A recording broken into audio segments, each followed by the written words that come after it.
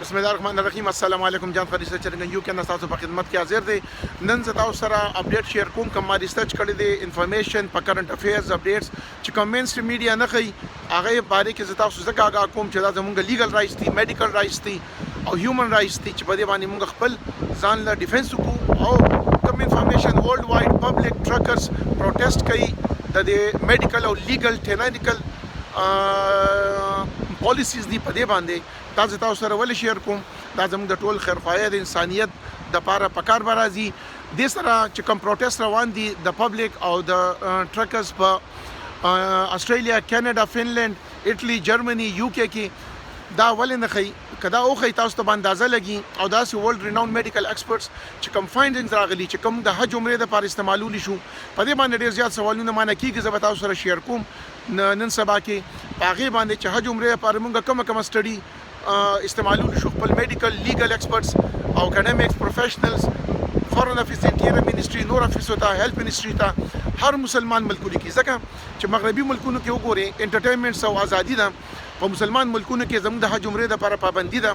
دا ولی په دې باندې موږ ته ټولو ته فکرمندي وکړه ده کم از کم موږ خپل आवाज اوچت کو د نقصان نه د فائدې لپاره موږ خپل کلم اوچت کو او هغه باندې وته ولیکو د خپل د حق لپاره، د انسانیت حقوق لپاره، د ټولو خیرخواهی لپاره.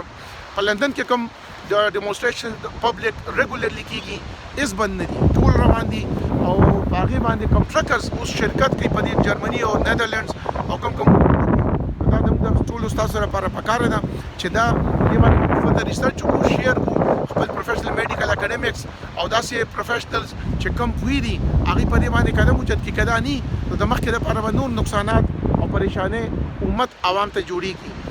د سره زه تاسو سره انفارمیشن به شیر کوم ویډیو کلیپونه دي چې کوم د ډاکټر رینایر د هغې د طرف نه چې کوم کرمینل پروسیډینګز ای فایل کړي دي، کوم فایندینګز ای کړي دي په دې باندې هغه تاسو سره شیر کوم.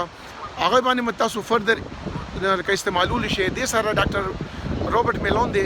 روبرټ میلون هغه دی ډاکټر د ایم آر ان اے ویکسین ټیکنالوژي انوینټر دی. هغه وایي چې د باندې پابندي راشي، منډیټس ختم شي، کمپلیټ لاک ډاون لري کی او نارمل ژوندۍ اختیار شي. د سره ډاکټر پیټر میکول هغه چیلنج ورکړي ټولې دنیا ته چې کوم میډیکل تھراپیز اویلیبل دي دا ولې نه کوي، ارلی ټریټمنټ ولې نه کوي.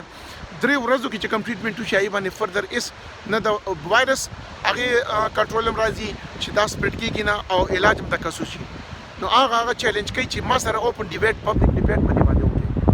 جولی پونسی دا د کینیډین ډاکټر ده، ایتھکس پروفیسر ده او هغه چې کوم ویډیو دا ریسنټلی په کینیډا کې ای شیر کړی دا هغه هم تاسو کتئ شئ.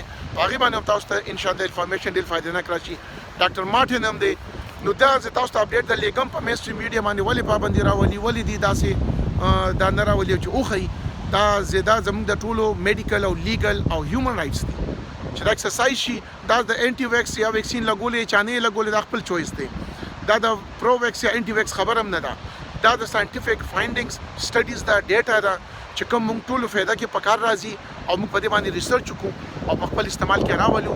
نن پر اوپن فضا کې ما وی زه به تاسو سره دا شیر کوم دا ولګ انفارمیشن او تاسو سره به نور چې کوم د حج عمره لپاره خاص کر موږ مسلمان ملکونو باندې پابندي ده، کوټا سیستم یې ورکړی دی څنګه چې مخکې به دا زموږ ټولو د ایمان او د اعمال د امپروومنت لپاره دی، د ایمان او د اعمال امپروومنت او د موږ د اجتماعیت چې کوم موږ ته دین وایي حقوق دي زموږ هغه ټول د انسانیت د خیرخواهی لپاره دی. دا موږ خپل استعمال کې راولو، نور سره شیر کو او زه ان شاء الله قریب تاسو سره هغه د ډاکټر پیټر میکول او ډاکټر روبرټ میلون شو، ډاکټر رینایر چې کوم لیګل پروسیډینګز روان کړي دی باندې سټیټمنټس ورکړي. ډاکټر جولی او مارټن داسې ټول به تاسو سره شیر کوم. امید لرم چې پکار به راځي دا انفارمیشن زما په ټویټر، په یوټیوب د ریسرچرز اکیډمیا ګیټر باندې پلیټ فارم باندې، فیسبوک باندې دا ټول اویلیبل دي.